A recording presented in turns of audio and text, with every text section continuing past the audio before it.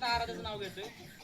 आराध्याला आवडणारा सर्वात आवडीचा विषय कोणता आहे तिचं नाव लिहायचं. आराध्या तू तुझं तिकडं नाव लिहायचं. हा तुझं नाव लिहायचं. आराध्याचा आवडीचा विषय कुठला आहे? झाला आराध्या लिहून? हा वाच तुझं काय. त्याला पॉइंट द्यायचे, तो लक्षात ठेवायचे पॉइंट. सांग तुझा विषय कुठला आवडीचा?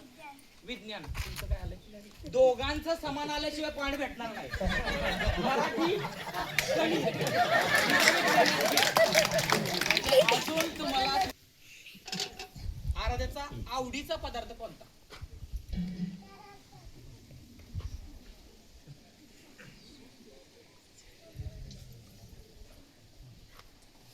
आराध्या सांग कुठला आहे? वडापाव. वडापाव नाही. दोघांची उत्तर बरोबर आल्याशिवाय पॉइंट भेटणार नाही. आणि याच्यानंतर जी आई वडिलांची फॅमिली असेल त्यांना नंतर त्यांचा सत्कार करणार आहे आपण आपल्या अकॅडमीच्या ट्रॉफी देऊन त्यांचा. त्यामुळं ज्यांचे पॉइंट किती पॉइंट भेटले, एकूण 5 प्रश्न विचारणार आहे. आता प्रश्न झाले किती? 5 प्रश्न विचारणार आहे. मुलानं अजिबात आईपाशी जाऊन बसायचं नाही. आता आई म्हणणार इकडे जरा काय प्रश्न काय बरोबर आहे. मी लगेच प्रश्न बदलणार आहे.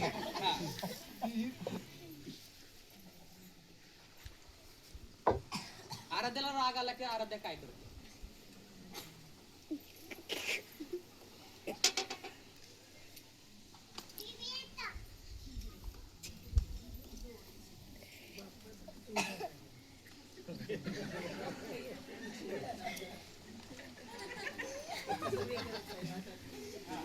आराध्या काय करते तुला राग आल्यानंतर? भावाला बोलते. तुला वागाव काढतेस का? तुमची उत्तर काय लिहिली ती? हा आणि तुम्ही काय? रुसून बसते. पण तिचं उत्तर वरून तिचं तुमचा मॅच झालेला नाही, तो हा गुण भेटतो. किती प्रश्न झाले? चला 2 प्रश्न आले. आराध्या मोठी होऊन तिला काय व्हावं असं वाटतंय?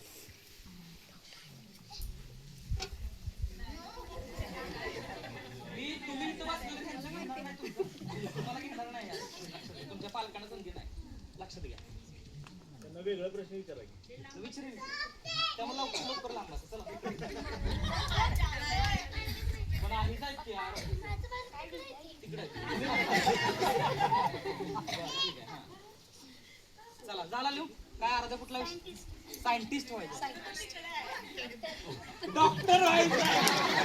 बघा आपल्या पोराची स्वप्न सुद्धा पालकांना आपल्याला माहिती नाही. माहिती पाहिजे. चला शेवटचा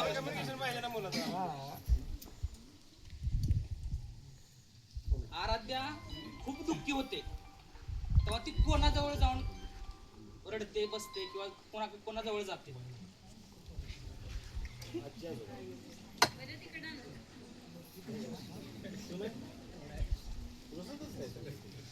काय उत्तर आहे का?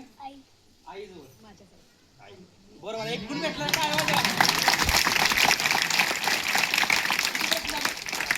5 झाले. 1 गुण भेटलेला तुम्हाला. चला ओके लक्षात ठेवा.